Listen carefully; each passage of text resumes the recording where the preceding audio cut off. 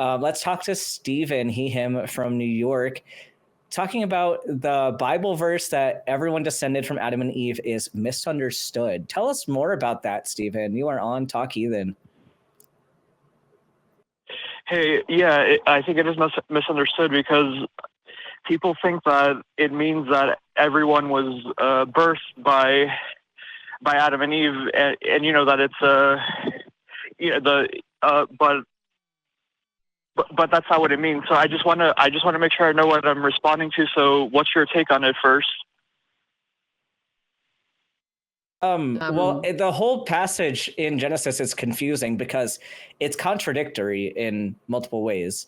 Like, because if the assumption is that Adam and Eve were the first people, and then of course they had children, but then you have other people that show up that are also adults. So I honestly don't know what to make of it, like, because I don't take it as true. I don't take it as logically coherent. So if you have an argument that it is logically coherent, let us know. I'm curious what your take is, because I'm kind of indifferent to whether or not it's well understood, because I don't think it happened at all. Yeah, I think that's sort of my take too, is that, like, looking back, it gives, a specific lineage, which is sort of odd if he's the father of everyone. So yeah, I would agree that seems unlikely, but I view it as a legend anyway. And so it's kind of like asking me to interpret, folklore about Mananangal or something. Like, do I really believe that this vampire is well understood or misunderstood? Well, I don't believe in the vampire. I believe the story says something about us, not about the thing,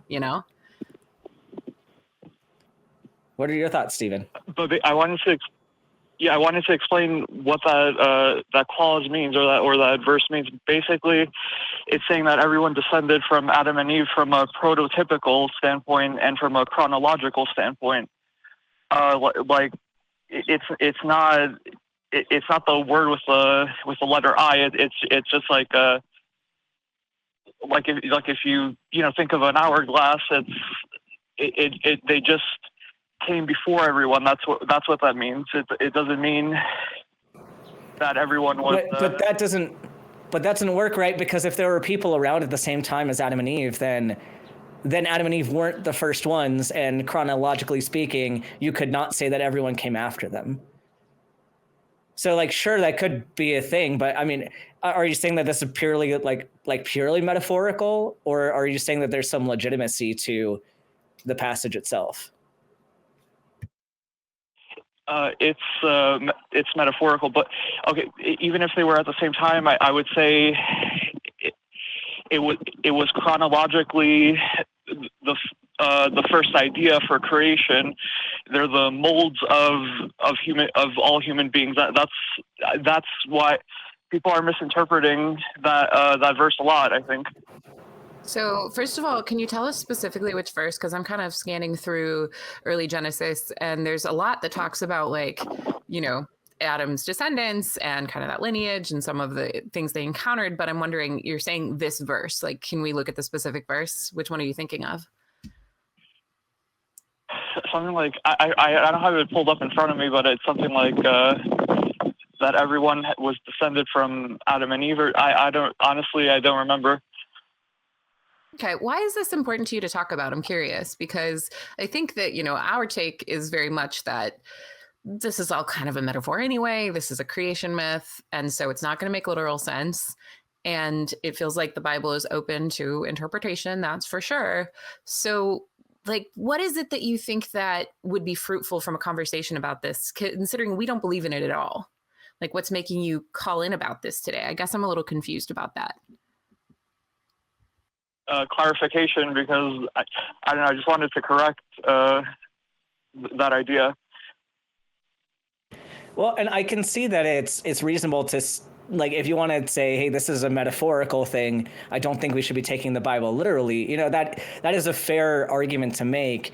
The question is, though, like, is that the goal you're trying to have? Are you trying to say, hey, people should look at this metaphorically and not take the Bible literally? Or do you have a different point of utility for this particular misinterpretation. Well, no, even within it, no, I'm not saying it like within the Bible. It's not metaphorical. It just means something other than what most people think. Okay, so you don't think it's a metaphor. So I'd love to hear how you rationalize that there is some form of truth to this. Where did this idea come to you, like from your own kind of logical thinking, or do you have like a source that you were kind of referencing? Like, did someone say this in a book, or like, how did you come up with this idea? No, I thought of this myself yesterday, actually. Yeah. Okay. Because so to me, it's obvious. And I think a lot of Christians actually don't necessarily literally believe that Adam was the father of all humans. Like, so I guess I'm kind of like, who are you correcting? Who are you talking to here? You know? I've heard atheists say that, actually. That we think Adam was the father of all humans, or that we think, because it's true that some Christians think it, but like that's just us reporting what some Christians think. It's not us saying that we think that's true. Yeah, it's an argument like when atheists are arguing against biblical literalism. Like, I think the Adam and Eve story is a great one to target to say, hey, you cannot take the Bible literally. And the reason why we'll attack that whole point is because if you have certain parts of the Bible that cannot be taken literally, then therefore the whole rest of the book is up to interpretation. And so then we get into the discussion of, was the resurrection a real thing, or was that a metaphor? Was Noah's Ark, was that a metaphor? Do you get into the rest of the book? And if you can no longer say that this is like undeniably true, then it calls into question the whole rest of the book and the whole rest of the religion. So that's why a lot of atheists take that position. But for people that take a more metaphorical stance on this, or if they say, you know, this story, the way it's written is not entirely true, then we have to scrub through the rest of the book and say, okay, which parts of it are true, which ones are not, and how do we know that? So that's why I would say this. I would agree that this discussion is important, but I'm curious for like how you came to this idea, and like, because if it's not a metaphor and it's just misinterpreted, do you think that there is some truth to that story? And if so, what parts of it are true, and how do you know that? I don't know if it's true, but I'm just saying that within the Bible, it's not a metaphor. It's not written to be a metaphor. I'm saying that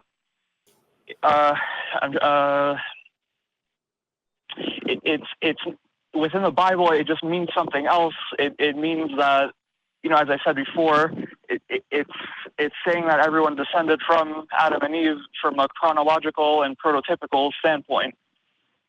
That's what it's saying. But it's real within the Bible if you believe in the Bible. It just okay, cool. I mean, Harry Potter's real within Harry Potter. If I believe in Harry Potter, like that's kind of an irrelevant point. Yeah, I'm not sure where we're going with this conversation, but yeah, I guess I'm sure you could make that point, but I don't know what to do with it beyond that. Yeah, that's kind of my take too. Any other arguments you want to bring up? Any other points kind of related to that? Not really. I think I lost my train of thought, actually. No problem. You can feel free to call back a different week if you have kind of more thoughts together. But thanks for calling in. I appreciate the discussion.